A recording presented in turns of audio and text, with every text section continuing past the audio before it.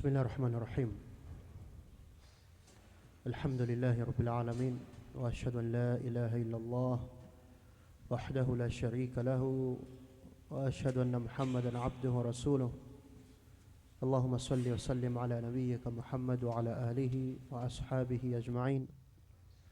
وبعد. Now, Abdul Muttalib, he vowed to slaughter one of the 10 sons of his. So when the time came and he got the 10th son, he did what we call the qur'ah.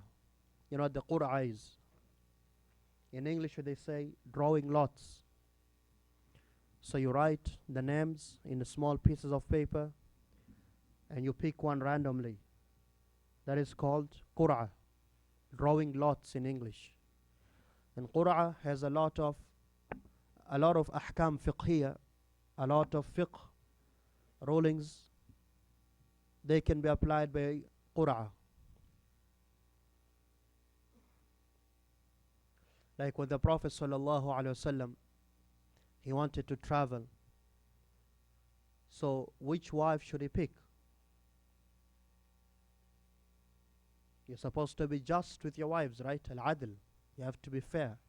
So which wife should you take for the trip? He used to do qur'ah. Write their names on pieces of paper and mix it up.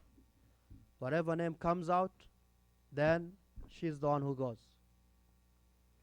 That is the qur'ah.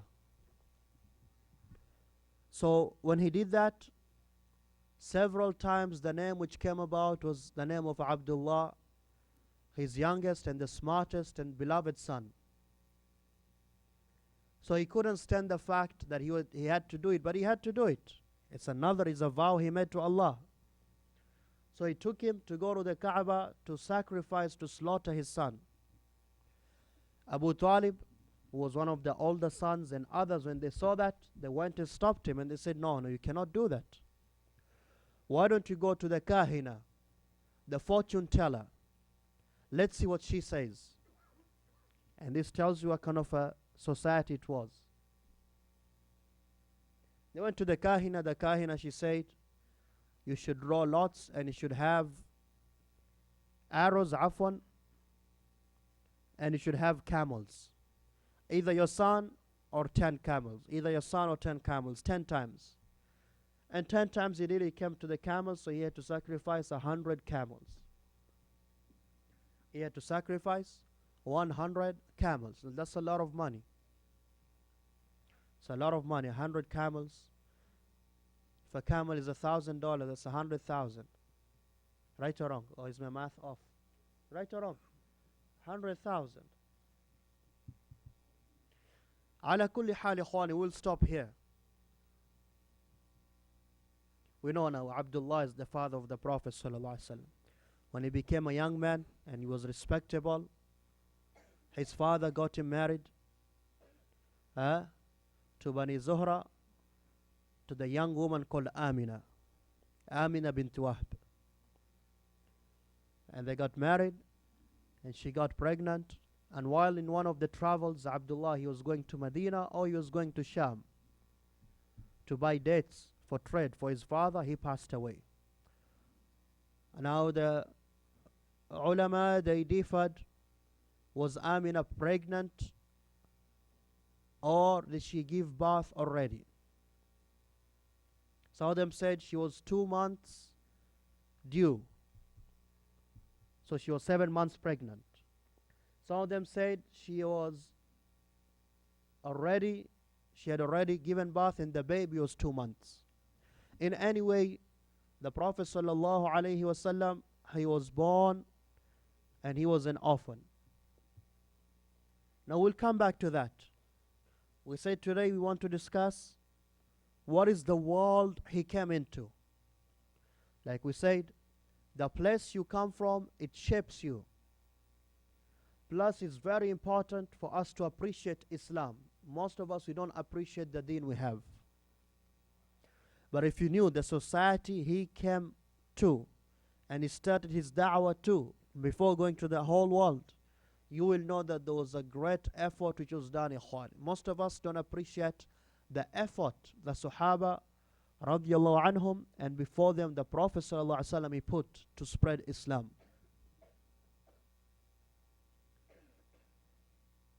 The religious situation first, because the religion is the engine. If you know the religion of a people, it will tell you the economic, the political, social makeup. It will tell you what kind of people they are.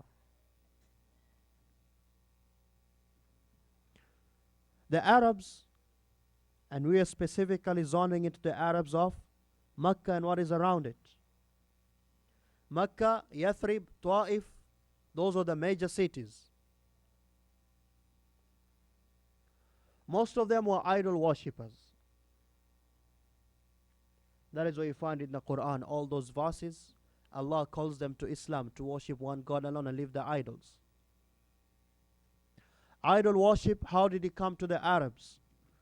When that was the center of Islam, Ibrahim alayhi salam, he built the house of Allah. That is why Ismail alayhi salam, the prophet of Allah, he lived there. Idol worship was brought to the Arabs after Ismail alayhi salam had passed away. After his children had passed away.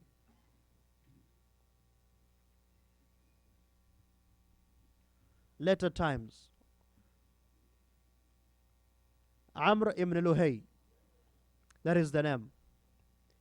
Amr ibn Luhay, who was someone that respected a lot the Arabs during his time. Now this was during the time of either Allahu A'lam, before Hashim. It was before the great-grandfather of the Prophet sallallahu alaihi wasallam. Amr ibn Luhay, he went to Sham. He saw the people of Sham worshipping idols. And he said, this is nice. Why don't you give me one of those idols? So I can take it back to my people in Mecca. And they gladly gave him an idol. And he brought it back to Mecca. And he was the first one to introduce the Arabs in general, not just in Mecca, in Ta'if, in Yathrib, and other places, to idol worship. That is why in authentic hadith in Sahih Muslim, the Prophet sallallahu alaihi wasallam, he says, "Ra'aytu Amr bin Luhay, I saw Amr bin Luhay, and he was dragging his intestines in the hellfire, because he was the first one who brought idol worship to the Arabs." He's the first one who brought idol worship to the Arabs. Now they had several idols, as you know. They had several idols.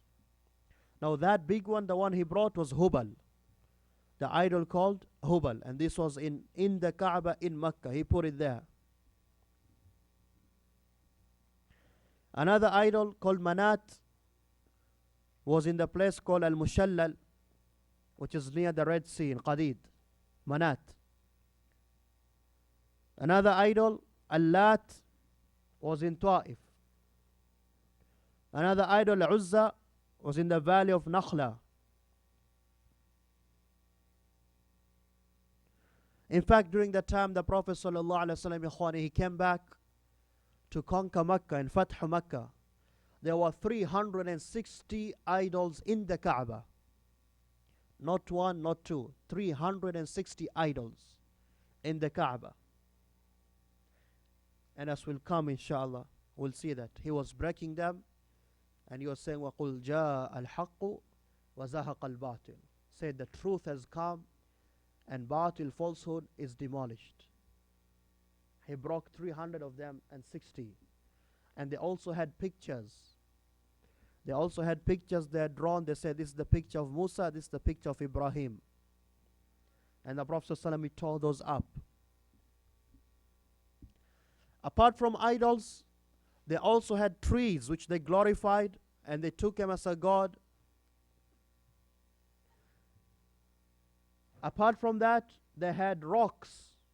Just a rock. It's not an idol in the form of a human being. No, it's just a rock. And they used to worship that. The idol worship, it grew in them to the point that if they wanted to travel now, how do you worship? You can't carry a 6-foot or 8-foot idol with you. So what do? They would find the best looking stone or rock and take it with them and say, this is my idol now. That's what they would do. Some of them now, they became more innovative. They made idols out of wood. They made idols out of whatever they could. Now this is what they did, but you have to know, these people, they never denied Allah. If you ask these people who are carrying an idol around, who created you? They'll say Allah. If you ask them, who created the heavens and the earth? They'll say Allah. If you ask them, who provides rizq for you? They'll say Allah. But they'll say these idols, like Lat and Manat and Uzza, those three, they say these are the daughters of Allah. And we worship them and Hubal, and they will take us to Allah. We cannot go directly to Allah. They made qiyas fasid, qiyas batil, an analogy which is invalid.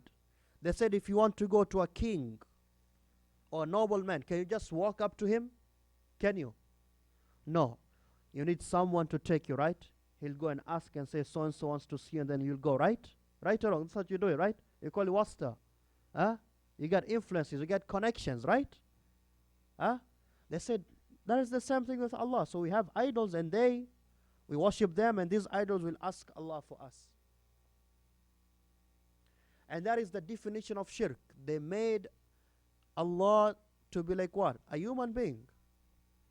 But they never denied Allah. This is a fact you should never forget. They knew that these idols, they are idols, but the greatest God is Allah at the end. And that solves the mystery. What is the name of the father of the Prophet sallallahu alaihi wasallam? Huh? Huh? Abdullah. How many Abdullahs do you have? If today I say to you, this brother is called Abdullah, you understand he's a Sikh, he's a Jew, he's an agnostic, he's an atheist. Or you understand he's a Muslim? He's a Muslim. Yet the Prophet ﷺ, he said, my father was never a Muslim and he's going to the hellfire. Why was he called Abdullah? Because they never forgot about Allah. They never forgot about Allah. They knew Allah is the greatest God. Don't forget that.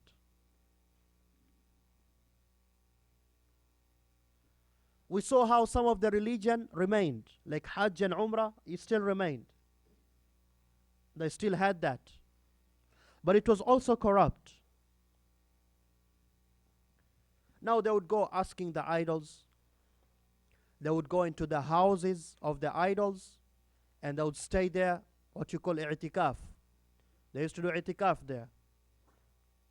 Or they will take the weapons or the tools they use to hunt or to farm, whatever it is, and put them there to get barakah, blessings. Like how some Muslims today do that. They take their tools and whatnot and put it in the grave of Sheikh so-and-so or Amir so-and-so. This was a great wali, so we get barakah, blessings from the grave, right? Muslims do that till today. Or after they do business and they get profit or trade, they take some of that and they give it to him, the idol or her. They used to do this. When they would sacrifice for the idol at the place. That is what you call وَمَا ذُبِحَ عَلَى النُّصُبِ. I'm mentioning some of the masail al-jahiliyyah, some of the issues they had in that time of ignorance. Another thing they had was the belief in the azlam.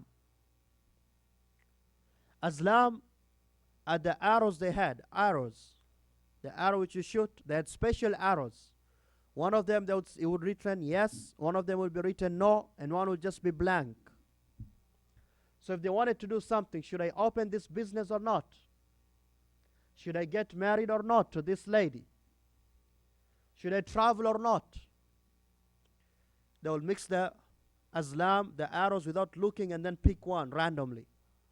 If he says yes, then he gets married or he goes to the travel or he opens the business. If he says no, he doesn't do it. That is another belief Islam came and removed. Islam brought you something better, which is what? Salatul Istiskhara. Salatul Istikhara. Also, they had the Tuyara. The Tuyara, same thing, these omens, these superstitious beliefs. If he wanted to travel, to get married, to do something, he will take a bird and throw it up. If he goes to the right side, he says that's a good sign. If he goes to the left, that's a bad sign. So if he goes to the right, he'll say, yes, we'll do it. Left, no, we won't do it.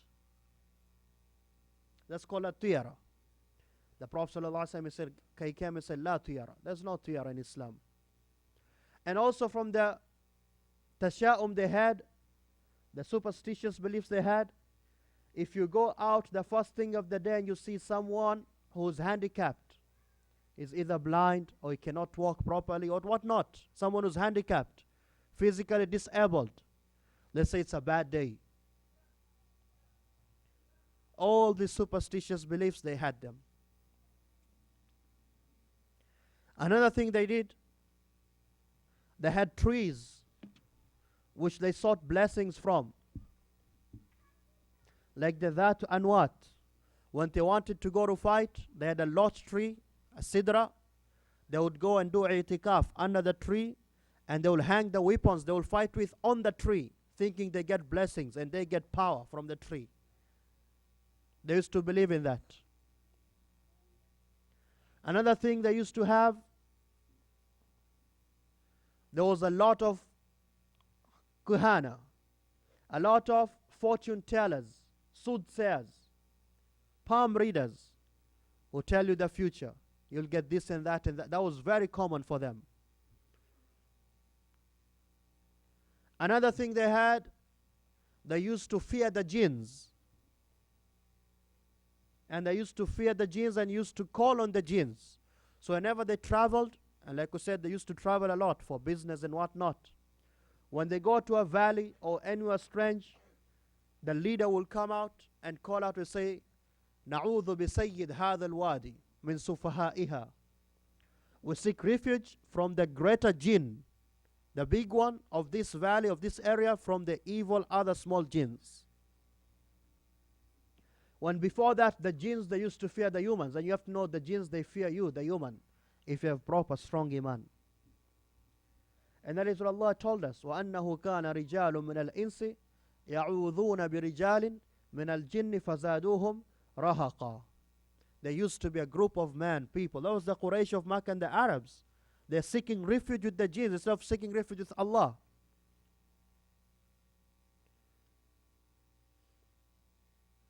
This was their deen, very simply. As for the Umrah and the Hajj they did, they used to say to each other, this is the house of Allah, so no one can fight here. Is that part of Islam or not? Yes, that's why it's called the Haram. It's not allowed to fight there. They knew that from Ibrahim and Ismail alayhi salam. And when they come there and any Arab came, they would say to them, these clothes you're wearing, do you commit sins in them? If you say yes, he'll say, okay, you cannot do tawaf with those clothes. Either they will give them clothes, or you'll have to do tawaf naked. Tawaf going around the Kaaba 7 times. They did tawaf also 7 times. Either they'll ask you, these clothes, do you commit any sins in them? If you say yes, they will give you clothes. If they don't have enough, they'll say you have to do it naked. And the woman should be going around naked and she'll say, yes, you can see me naked, but it's haram for anyone to touch me. And nobody will touch her. And they used to have the talbiyah. You know the talbiyah? When you go for Umrah or for Hajj, what do you say? Labbaik Allahumma labbaik. Labbaik la sharika laka labbaik. Labbaik Allahumma, oh Allah, I have heard your call. I came here to you. Labbaik, I have heard your call. La sharika lak, you have no partners. They used to have a talbiyah, but with innovations in it, with bid'ah in it. They used to say, Labbaik Allahumma labbaik, labbaik la sharika illa sharikun huwa lak. They used to say, Labbaik Allahumma labbaik, oh Allah, we heard your call, we came for Umrah or Hajj. Labbaik, you have no partners except partners who you own. Remember I told you they used to know Allah is the greatest God, and these others are the smaller gods. So they say there's no God, you don't have any partners except all of them, they're yours. That is shirk. And what do they do in their tawaf apart from saying that talbiyah which is corrupted? وَمَا كَانَ صَلَاتُهُمْ عِنْدَ الْبَيْتِ إِلَّا مُكَاءً وَتَصْدِيًا. They will be clapping and whistling. Clapping, singing and whistling. That used to be their tawaf. You understand? That used to be their hajj. And they would go to Safa and Marwa. Some of them at a certain time they stopped it. Some of them they did. Will they go to Arafah, and Arafah is the main pillar of Hajj? The answer is yes. Except the Quraysh, they say we are the special ones. We don't go to Arafah with everybody. So they stay outside of Arafah. The Quraysh. You understand? And that is why Allah said to them, ثُمَّ أَفِيضُ مِنْ حَيْثُ أَفَاضَ النَّاسِ. All of you are equal. So these were some of the things they had. Now if you know this is the religion, it will tell you a lot about the social and economical system of the people. People, and this is the majority by the way, like I said before, there was some of them who stayed on the millah of Ibrahim alayhi salam, so they stayed away from all the khurafat and idol worshipping, they stayed away from that.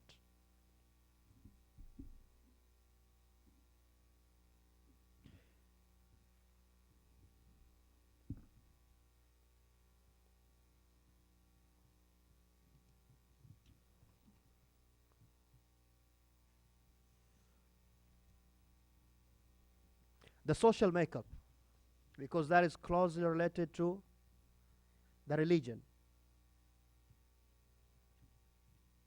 First of all, you have to know the Arabs, like we said, they had no central government.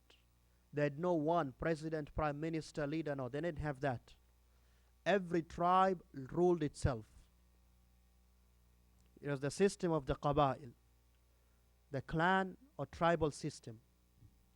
And the tribes, they had each tribe had its leader, and those leaders, sometimes they would meet if something is important. But every tribe had its own system like that. The Arabs, they never had one leader, no.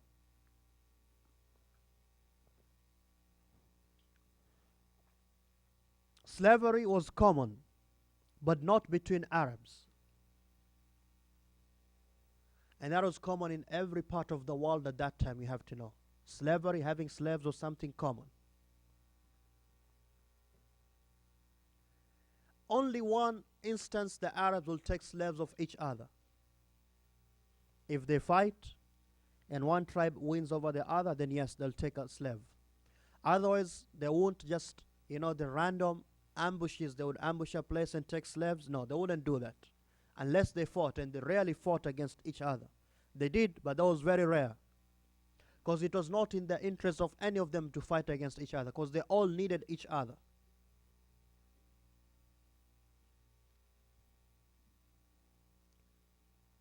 They had slaves, and most of the slaves were from other societies. They had a, what do you call it? Not hierarchy. They had a class system. They had a class system. The rich, untouchable ones, and the poor, du'afa masakin. That existed during that time. You're rich, you're noble, people love you, respect you. You're poor, you're nobody. Like we're living in today.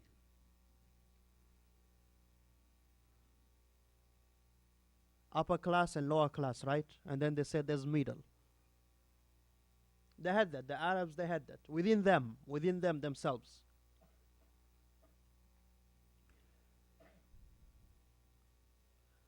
The marriages they had, because any society, the most important interaction is marriage. Very strange people, again, because they're in deep jahiliyyah, ignorance. They had 4 kinds of marriage. This reported by Aisha radiallahu anha in the authentic hadith. One of them, the marriage like we know. You go propose to the family of the girl, the wali, he accepts, she accepts, you get married, you give a mahr. Another one, the husband will send his wife. The husband will send his wife after she finishes her period, because that's when the woman is more fertile. She's easier to get pregnant right after she finishes her period. He will send her to another man to sleep with her, because that man had better features, has better features, better genetics, as they call it. The same thing Hitler was doing, by the way. Hitler was doing that. You had to be blue-eyed, tall, 6 feet at least, and your head had to be this size, otherwise you go somewhere in the oven or they kill you. Yeah, that's what they were doing. They believe in the superiority of the Aryan race, as they call it. But the Aryan race actually comes from Iran. If you didn't know that, it was Persians. Hitler didn't know that, I think. But the Arabs, they had this. He thinks he's not good enough, so he sends his wife to another man to sleep with her. So the woman can get pregnant, and he will never come close to her until he knows she is pregnant. Then he knows that he'll get a baby with good features. Waliyadhan billah. That's what they used to do. Another one, another kind of interaction they had was in a group of at least 10 men or less. They will all have intercourse with one woman. When she gave birth, she will call all of them, and she will randomly choose. She'll say, okay, you'll be the father. Zina was very common, was something adi, and it was common. Another one, the women who used to do these evil kind of acts, they would have a special flag or sign on their door, and anybody can walk in and do whatever they want. They call it today red light districts. Same thing from Jahiliyyah. Same kufr, even worse today. Because those people, at least they had no brains and they had no message. Same thing they do today. I'm connecting you that to today so you can see exactly what is happening. It's not strange. If she got pregnant, this kind of a woman, someone will have to decide who's the father. When Islam came, obviously all these filthy ways, they were taken away. Also, it was customary for them to have more than 9, 10, 12 wives. Wives, the proper marriage, there was no limit. There was no limit to how many wives you could have.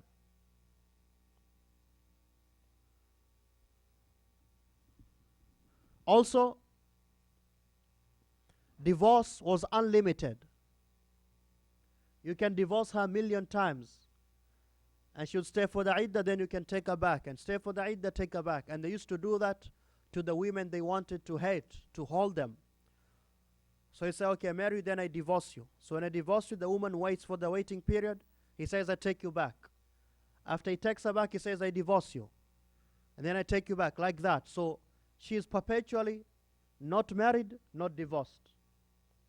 And that is why Allah subhanahu wa ta'ala says, do not do that. الطلاق مرتان فإمساك بمعروف أو تسريح بإحسان. 2 times. 3rd time you do it, khalas, she's no longer used, she has to get married. Islam came to remove all these oppressions.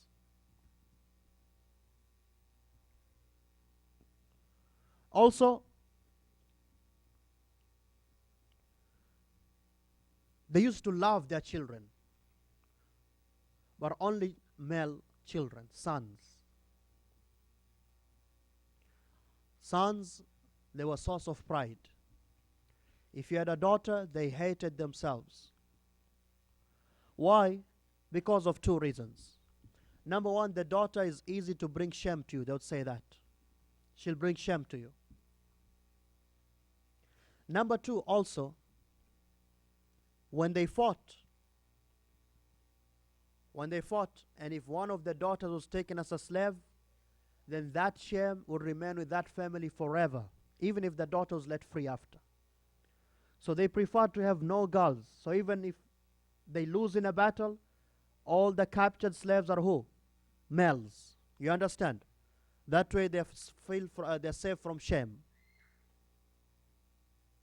Allah subhanahu wa ta'ala says, وَإِذَا بُشِّرَ أَحَدُهُمْ بِالْأُنْثَى ظَلَّ وَجْهُهُ مُسْوَدًّا وَهُوَ كَظِيمٌ يَتَوَارَى مِنَ الْقَوْمِ مِنْ سُوءِ مَا بُشِّرَ بِهِ أَيُمْسِكُهُ عَلَى هُونٍ أَمْ يَدُسُّهُ فِي التُّرَابِ. Allah says when one of them is given the news that his wife had given birth to a female baby girl, a daughter, ظَلَّ وَجْهُهُ مُسْوَدًّا, you see his face become dark with anger. وَهُوَ كَظِيمٌ يَتَوَارَى مِنَ الْقَوْمِ, he hides himself. Why? Because of the bad news he has. He feels shame already. And he has to make a decision now. أَيُمْسِكُهُ عَلَى هُونٍ, should he keep this baby and he'll be ashamed? أَمْ يَدُسُّهُ فِي التُّرَابِ, and that's what they used to do. Or should I just bury this young baby alive? وَإِذَا الْمَوْءُودَةُ سُئِلَتْ بِأَيِّ ذَنْبٍ قُتْلَتْ, that's what they used to do. What you call infanticide. Infanticide. In India they still practice that. Am I right or wrong? The Hindus. Even some Muslims, they have that because they took it from the Hindus. You bury your daughter. The Chinese, they did it for several years. Now they changed their mind because they see the problem they're in. You know, the one son policy. This is one baby policy. They just meant one son policy. Now there's less women than men. Problems in the country.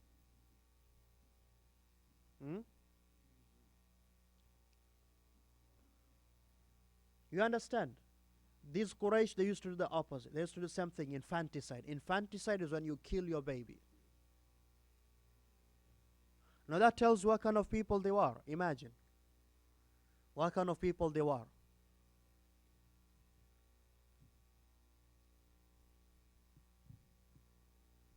They used to be oppressive to the slaves. And the lower people, they used to be very oppressive to them. Until a group of the noble people, they came together and they made a treaty to take the rights of the poor people. And the Prophet ﷺ witnessed that treaty. So this was socially the kind of life they lived. Drinking alcohol is like water. Alcohol was like water. Gambling, something common. Riba, obviously. Riba, gambling, alcohol, zina, all those major sins, very common.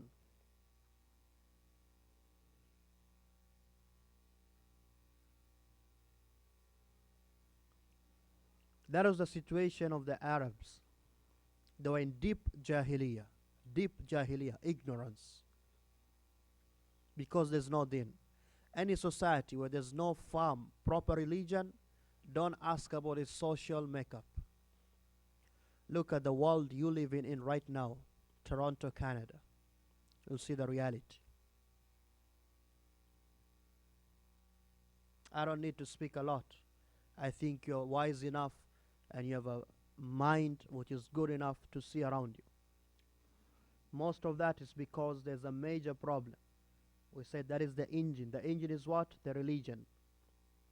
If the religion is corrupted, the social makeup is corrupted. It's simple. The religion is good. Yes, there could be problems in the social makeup, but it's minimal. But if kufr is the one which is prevalent in any society, they don't ask about homosexuality and riba and people killing each other and young men falling into gangs and zina. That is nothing. There's kufr. That is the main problem. That is the parasite which needs to be killed. That is the cancer which is outgrowing itself. You understand? Because لَيْسَ بَعْدَ كُفْرِ ذَنْبٌ. After kufr there's no sin. And that is why we tell everybody, when you do da'wah, don't argue about hijab. You need to stop drinking. No. Call him to Islam. Call her to Islam. First and foremost. Let him drink, but he's a Muslim now. He will stop one day, inshallah. Call people to believe in their one Lord. Because these things, they are social. Social means it's built in them.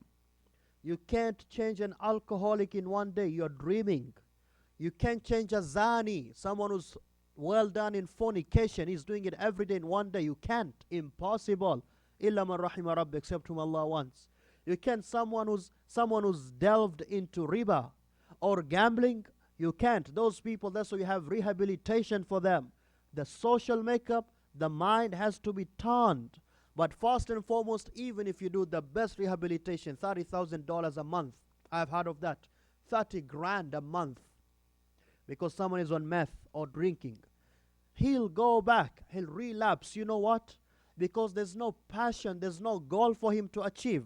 But if you say to him, Akhi, there's a hellfire and there's Jannah. There's the anger of Allah or there's the pleasure of Allah. That is what is driving us. I'm sure some of us here used to be worse criminals.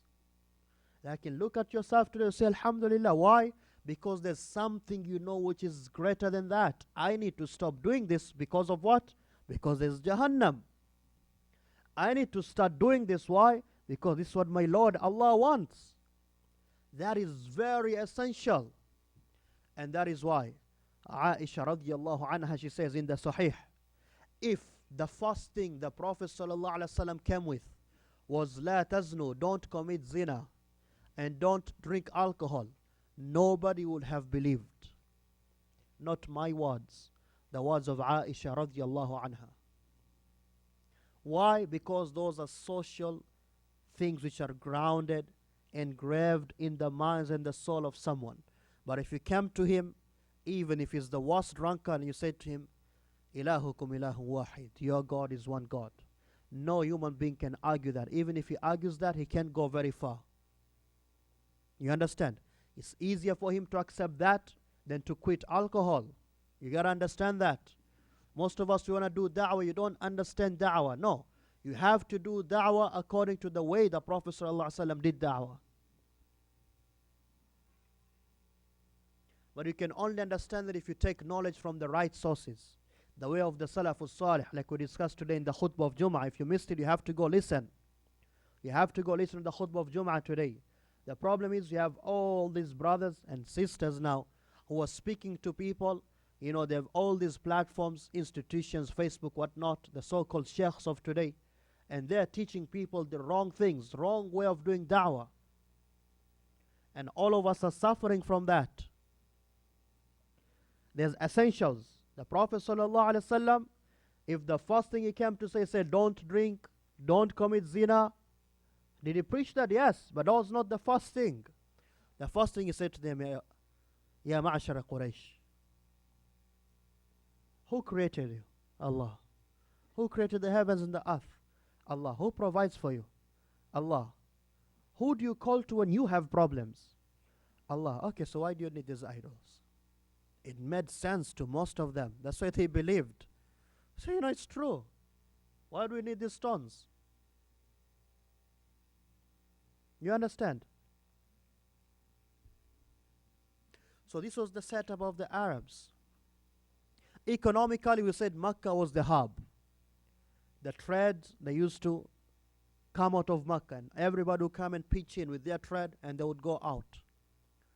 They had to have the two souks, the two marketplaces, Suq al-Uqad, the greater marketplace, and Dhil Majaz.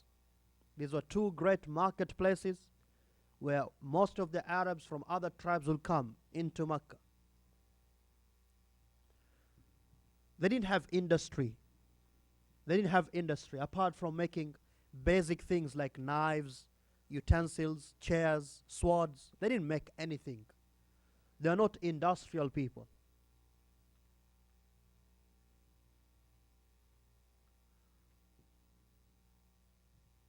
Mostly they bred animals and they did trade.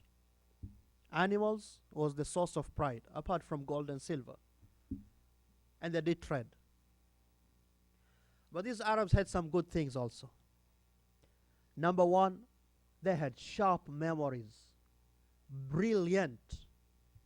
Most of them could not read or write, they were illiterate. Most of them, majority of them were illiterate, cannot write or read. But they had memories which were super. That's what they were throughout centuries. It was not something new. It was not new. So you say something one time, you read a line of poetry, which is 100 lines, one time, he's got it already. Those who knew the language well, pure Arabic, they had a status. Two people had a status with the Arabs, ikhwani.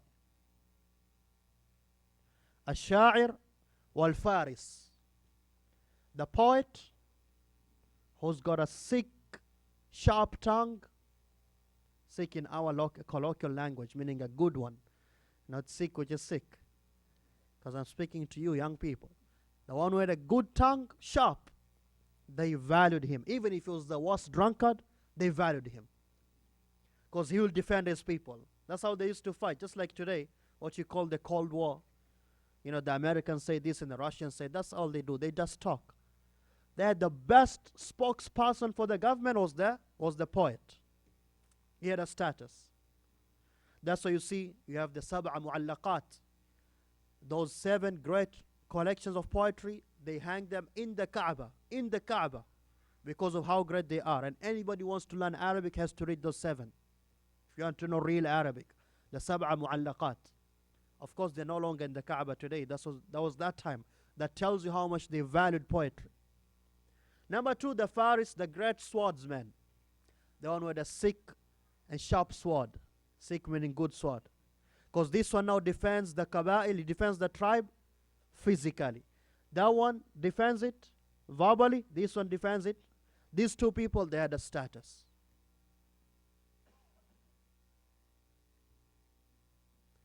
Ikhwani, briefly, this was the Arabs. Some other good things they had, they were very hospitable. They loved guests, as you see. They loved guests. They would treat you well. Another thing they had, they never liked lying. Worst drunkards, worst riba dealing people, worst zina, people of zina, worst gamblers, yes. Lying, no. Shame. Especially if you have a position in society, you can't lie. We saw that in the hadith of Abu Sufyan and Herakl. No lying. You have to have someone of manners. Keeping your word, I give you my word, an Arab would die for you. I give you my word, that's it. Once, that's it. They had that, al-wafa. I give you my word, I have to fulfill it. I have to fulfill it. They were patient people also. Patient. They could take struggles. You can imagine the lifestyle in Mecca at that time. Very difficult. Very difficult. And the Arabs, they were very simple. Very simple. The Arabs, the Bedouin. The Bedouin were not in the cities of Mecca, Ta'if, Yathrib. They were very simple people. So these were some of the good things they had. This was the social makeup of Mecca. This is the world the Prophet ﷺ is coming into. And like we said, mostly they have no outside influence. Nobody's coming to Mecca. But if you go on the greater borders, you have the Persians on that side, they're shaking the whole world. You have the Byzantine Romans, they're shaking the whole world. But never got into Mecca. They came up until Bahrain, the eastern provinces today of Saudi Arabia. They came up until Sham, Tabuk. Tabuk is today Saudi Arabia. It was all under Romans. But they never came deep into Mecca, Yathrib, Ta'if. Those places, they never came there. This is Mecca. As for Medina, we'll speak about it when the time comes. You can imagine this is the world the Prophet ﷺ is coming into. Now, we'll stop here because it is 9 o'clock. You guys have any questions, you ask. If you don't have any questions, we go home, inshallah.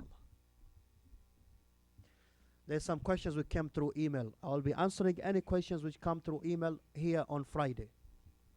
That is easier for me. Unless it's something very urgent, then I will email you back. There's a sister who asked, what is the age a Muslim woman can move out of the house and live alone? Answering that question, I say, it is not proper for a Muslim woman or man to leave out of the house, to leave home and settle by himself or herself when your parents need your help. It is haram to move out if your parents need you. It is haram. In fact, it's one of the major sins, not just haram. It's one of the major sins for you to do that. Even if you're married, if your parents need you, they live with you. If your wife don't like that, if your husband don't like that, you get rid of them, not your father and your mother. I'm telling you this straight up. If you want to call this a fatwa, you call it that. Your parents, they come first before anyone. Even if now you're a grandfather. If your father and your mother are alive, they need you, you have to live with them. You have to. Otherwise, you're falling into the major sin of uququl walidain. We spoke about this several weeks ago. And you have to make your husband, sister understand that, and you, brother, you have to make your wife understand that. Number two, now coming to this young sister who asked that, I don't know what is the reason, sister, you want to move out. The Prophet ﷺ, he said the person who lives alone is like a shaitan. That's the meaning. That's not the exact word of the Prophet ﷺ. He said nobody should live alone. Even a man, yes. Because it is easier for shaitan to attack. And I don't need to explain that to you. All of you have gone through that, you know that. When you live alone, you are around some shayateen. It's easier for you to sin. The Prophet ﷺ said nobody should sleep alone. Get someone else. Even the traveler, the Prophet ﷺ said, Ar-Rakib shaitan. One traveler by himself is a shaitan. Wal-Rakibani shaitanan. There are two devils. Wa-Thalath Rukab. 3 people, those are travelers. Because it's very hard for 3 people to agree to commit a crime. One person, easy. Nobody's seeing me, right? I'm traveling, I'm out of the city, nobody knows me. 2 people, easy. So I don't know why you want to move out, sister. And in this society we live in, I don't think you should be doing that. I don't think you should be doing that. Now, and that is both for brothers and sisters. The answer is same. Don't get yourself into unnecessary problems. That money you have, save it. It will help you one day. I know some of you are like, excuse my words, but you're dumb. You're saving how much rent by living with your parents? Why you want to move out? You're going to need all that money when you decide to get married and have children. Take it from me. Now you have others here. They can explain that to you. They're smiling. All those are smiling. Look at them. Go talk to them. Stay. There's barakah at home. There's barakah, blessings. Yes, there's test. That's what it's about. We live with each other. Allah created everybody as a test. وَجَعَلْنَا بَعْضَكُمْ لِبَعْضٍ فِتْنَةً. You are a test to me. I am a test to him. He's a test to me. I'm a test to my children. My children are a test to me. My wife is a test to me. Everybody is a test to another. That's the world. Just learn how to deal with the test. Stay at home. It's good for you. Wallahi, it's good for you. If you say, oh, my parents are not that religious, you make them religious. Isn't that the best thing you can do? But we are like, most of us, we are cowards. We run from problems. We run from problems. I'd rather move out than solve the mistakes my parents have, and be patient. This is the society the Prophet ﷺ grew up in. Imagine. That's all the problems they had to solve. You think they have a test? Huh. Look at what he was dealing with. A whole society, not one house. That's a whole society. Some of them are his uncles. Your own father's brothers and sisters. Stay home. That is your jihad. Talk to your parents. Be gentle with them. If you don't give da'wah to your parents, who will? Who do you expect to? Even if they don't change, you are doing your job. And how good is it to do your job? Tayyib, you got it?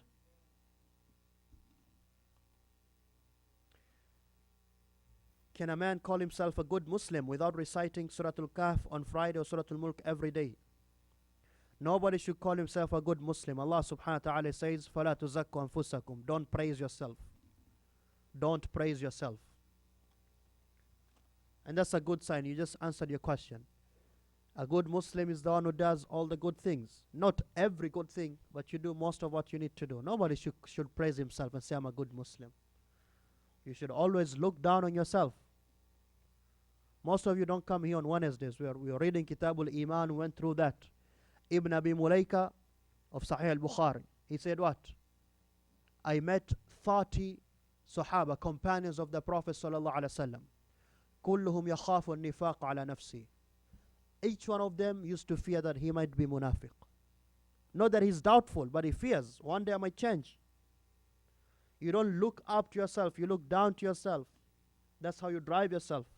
And that's like how I like to talk to you. I talk to you straightforward so I can make you feel guilt. I can make you feel the guilt so you can be a good Muslim. I'm not talking to you so I can put you down. And by the way, when I talk to you like this, I'm talking to myself first. We're in the same boat. If you sink, I sink. If I sink, you sink.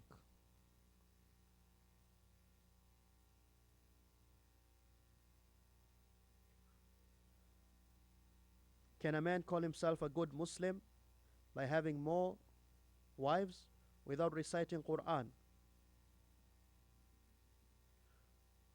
Which one is better, Quran or more than one wife? I hope this is from a brother, not from a sister. From a sister, brother, you're in trouble today. Both of them are good things, but the Muslim should not stay away from the Quran. The maximum you should do, as the Prophet ﷺ said, maximum is 40 days. You cannot go more than 40 days without finishing the Quran. And the least you can do is what? 3 days. You don't read the whole Quran in less than 3 days. And you don't let 40 days pass without you reading the whole Quran. Then you have a problem. Then you have a problem. Now, you guys have questions? Quickly. If you have a question, you ask quickly.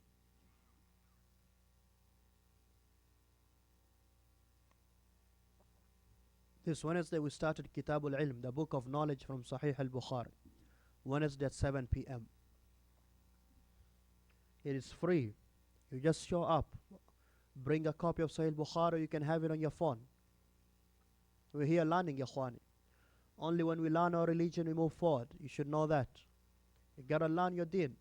You don't do that, you'll stay backwards always. You might think you're smart, you're nothing. You're nothing. You don't know your deen, you're nothing. Nothing. Is he broadcast? I don't know. Ask them all that. I don't know. I don't know. Don't laugh. Why you laugh? What's funny? I don't know. Ask them. It should be. But I've had so many complaints of the broadcast lately. Afwan akh. It's not my job. I was just opening those doors. I know.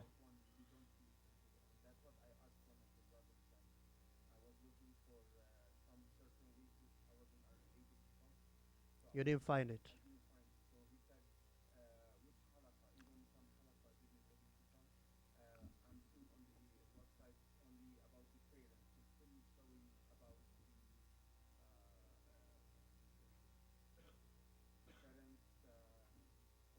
Okay, you need to go to Haqq the Truth. Haqq, H-A-Q-T-H-E, the Truth. T-R-U-T-H 1. With no space in between. That's where we upload the lectures now. Haqq the Truth. Where's Haqq the Truth? The brothers. He left? Yeah, that's on YouTube. I'm talking YouTube. If you go on YouTube, Haqq the Truth 1 with no spacing. That's why they're uploading my lectures and khutbah. Most of them are there. Haqq, H-A-Q-T-H-E, the Truth, T-R-U-T-H 1 with number 1. No spacing. Go and subscribe and like the page. There's no like on YouTube. I'm playing with you. The brother called me yesterday, said, Sheikh, the brothers want to do your Facebook. So I'm saying, okay, so what does that mean? He said, they want to do your Facebook. I said, what does that have to do with what should I do? He said, no, they just want your permission. I said, okay, go ahead. I thought you need something from me. So soon there'll be a Facebook page. There is one now. They say it's not good enough. So they're making another one. Actually, brothers from India, Jazakallah khair. Good brothers. Inshallah. We hope the hasanat increase. We ask for Allah for the ikhlas. That's the most important thing. Haq the truth though. Go share with your family also. You find most of the lectures they're there. Most of the lectures they're there. This one, HAQ, THE, truth, TRUTH, with number one, with no spacing. If you search that, you see someone who looks like me. Yes, any other question, Ikhwani, quickly? Naam. Is it permissible to put flowers on the grave? No. This is from the customs of the kuffar. We are taking from them. It's a wastage of money. What will the flower help the person? Yes, these are traditions of the disbelievers. We are just copying. And it's a wastage of money. Take the flower, give it to someone who's alive, yes. Alhamdulillah. It's a gift, yes. Someone you love, mostly. They love the flower. A rose, your wife.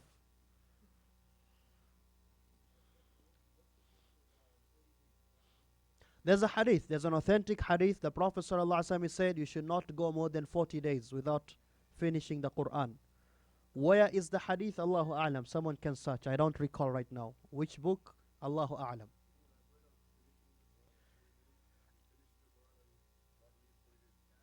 No, yani in 40 days. Today is what? Today we say is the 4th of March. What is the Islamic date? The 24th of Jamada Al-Ula. So 40 days from today, if you started today, you should not let any 40 days of your life pass without you finishing the Quran. So you start today Al-Baqarah, Al-Fatiha, make sure within 40 days or less you finish the Quran. Then the next 40 days come, make sure within those you finish the Quran or less. The Sahaba radiallahu anhum, they used to do it every week. Yes. Every Saturday to Thursday. Saturday to Thursday, except Friday. So 6 days. Otherwise we can do it every month. Every month is one juz every day. One juz, afwan, every month one juz. Every day one juz, afwan, to finish the Quran in the whole month, which is 5 pages. 5 pages for every salah. If you just read one page, that's 5 pages. You have 15 pages because every juz is 20 pages. You can read the rest in the beginning of the day. Or you read a page before every salah and a page after. That's 10 pages. Very easily. How much does it take you to read 1 page of the Quran? 2 minutes? It's not a lot. It's not a lot. No. Yes, it is a sin. If you don't do that, you're sinning. If you don't do that, you're sinning. And if you don't know how to read the Quran, we have people here ready to help you. It's free. Come and learn how to read the Quran. Sheikh Qasim is here every day. He is someone who's overqualified to teach you the Quran. He shouldn't even be sitting with the people like us, to be honest. Someone who's way up there. I can talk about him because he's not here. You know Sheikh Qasim. He lives here when I'm not here. White beard. He is way up there in matters of Quran. He's here teaching almost every day of the week after Maghrib, right? Come and learn how to read the Quran. Don't be ashamed. Don't say I'm old. No, you're not old. You're not old. Naam. Listening is an ibadah itself, yes. But the hadith, it says you have to read. You have to read. You have to read. Can you make hajj for your parents? Yes, after you do hajj for yourself. Can you make umrah for your parents? Yes, after you do umrah for yourself. Naam. Yes, akh.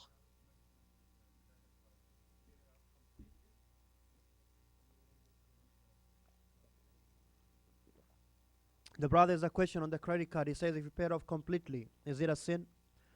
The sin is signing the papers. The sin is not about paying off. The sin is signing the papers. When you sign the paper, you agree to pay riba. That is the problem.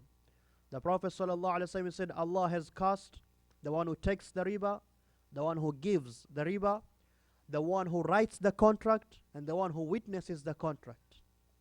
We need to think of that hadith. The one who gives riba, okay, he's guilty, right? The one who takes it, he's guilty, right? The one who writes the contract, he is not involved. He is not giving, he is not taking. He is just writing, he is cursed also. And in any business trade, you have to have witnesses. Those who witness the riba trade, they are cursed.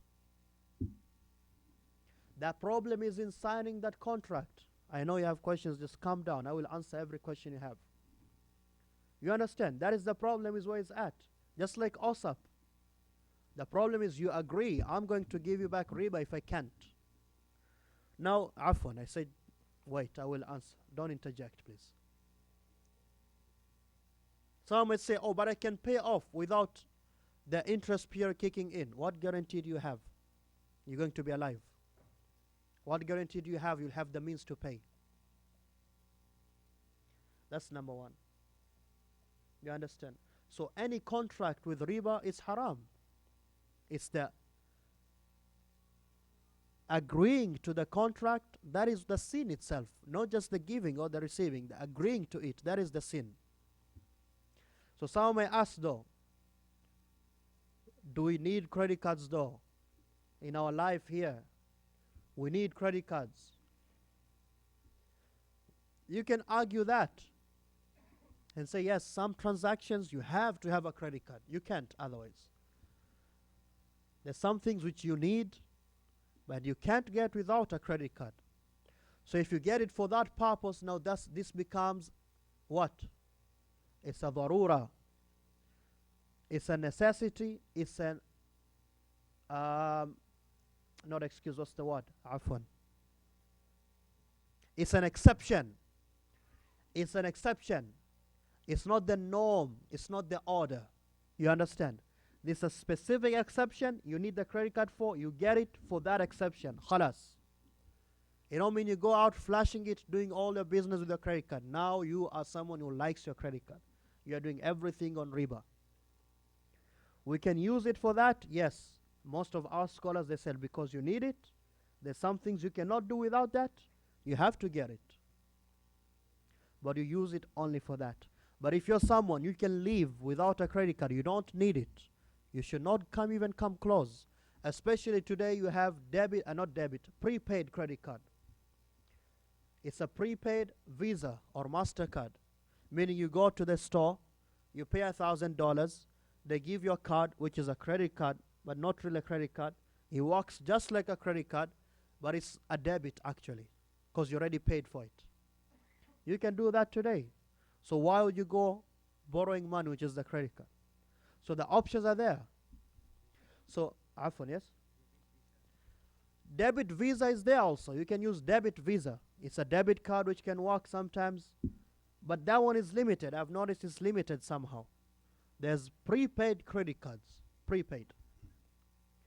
That is the solution. So how do you know I'm in an exception? That is specific for everyone. What you have is the exception applicable or not? You have to ask individually. Now,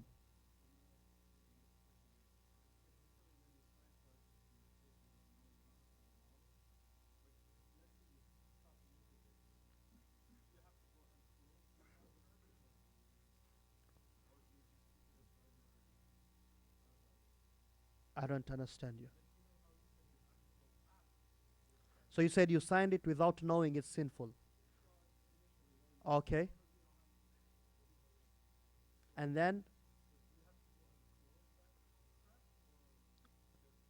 Yes, if now you know and you don't need the credit card, you go and give it up. Why do you want to keep it? Huh? If you don't use it, why are you keeping it? If you're not using it, why are you keeping it? Because technically you're still in the contract. Right? Now, anybody else? You had a question?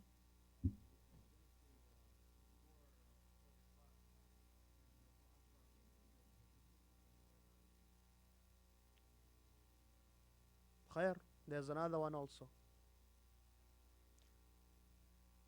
Doors are open here, Khwan. That's what I personally am here for. I'm here to help you and myself and my family and your family learn the deen. That's my primary job here at Abu Huraira. In fact, in this country. If it was not for that, you wouldn't have known me, I wouldn't have known you. Especially in this kind of winter, I'll be gone in a minute, quick. I'm telling you. So we try to keep the doors open here for knowledge. Some of these classes, they used to be paid. If you remember that, not long time ago, or just before I came here, when I came here first, I said no, everything has to be free. Knowledge has to be free. Someone wants to pay from his pocket, the sadaqah, okay, pay, but it's free. We made everything free. Most of it. The Quran class we can pray is free. The halaqah we have on Wednesday is free. This halaqah is free. What excuse do you have? We have the halaqah on Sunday for the young man. It's free. And in 2 weeks we're going to Umrah with them. Because they're well, good, trained kids. They're going for Umrah in 2 weeks. The class they came to was free. They didn't pay no dollar. And sometimes they gave me problems. It's part of the job. That is what we're trying to do, Ikhwani. Everybody has to wake up. If you do something, it's for yourself. When I was in Egypt, I was telling you, I used to sit with people the age of my father. And they used to learn Quran just like I was doing. Memorizing just like I was doing every day after Fajr. 60-year-old people and above. Don't feel ashamed. There's no shame in learning the deen. It's very important. Now, any other question, Ikhwani? Yes, Akhi.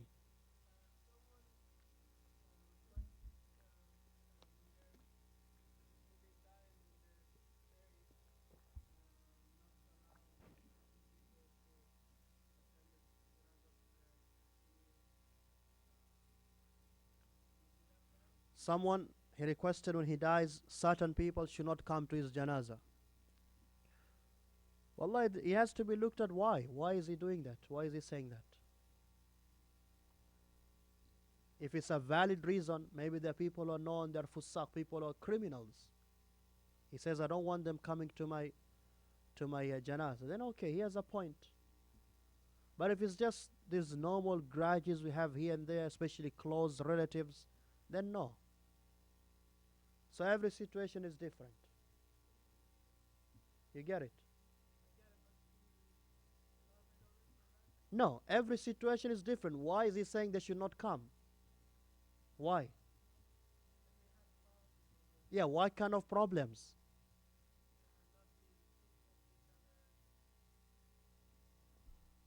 What does that mean? See, there's a brother who came to me today. He said we had problems with my wife and my sister-in-law. Afwan, my wife and my sister. My sister went to this so-called Maulana, and he said to her, oh, your sister-in-law, meaning his wife, did magic on you. His brother is a good brother, his wife is a good sister. Now he says, she tried to apologize for years now, and my sister's refusing. Now I'm going for Umrah, Sheikh. If you go for Umrah or Hajj, it's good. You talk to people who you wronged, so people have clean hearts with you. I said, Akhi, did your wife do magic to her? No, she didn't. And on top of that, she apologized? Yes, so many times. Say, don't worry about this. She didn't do anything wrong. You understand? Sometimes it's things which are not even real, not even true. So even if he said that we don't do that, he said, so-and-so should not come to my janazah. Why? Because one day he didn't give salam to me. No, it's not something we hold a grudge for. To stop you from your janazah, a'udhu billah. Every situation is different.